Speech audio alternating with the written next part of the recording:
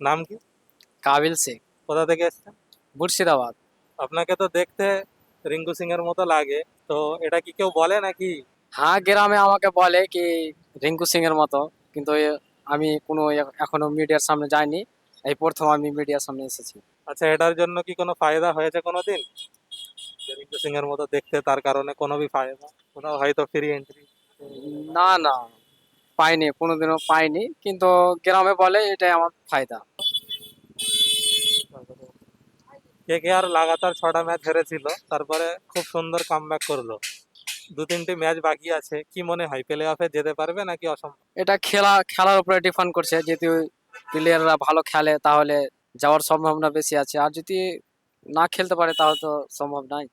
আচ্ছা, নেক্সট বছর, পরবর্তী বছরে কে কে আর কে কি কোনো প্লেয়ার চেঞ্জ করার দরকার আছে, কি মনে হয়? সবাই এখনো তো ভালোই পারফরমেন্স দিয়েছে। হ্যাঁ, এটাই ঠিক আছে। বৈভব সূর্যবংশী মানে 15 বছরের একটি ছেলে, খুব সুন্দর ব্যাটিং করছে, তো তাকে দেখে কি মনে হয় নেক্সট রোহিত শর্মা হতে পারবে? হ্যাঁ, হতে পারে।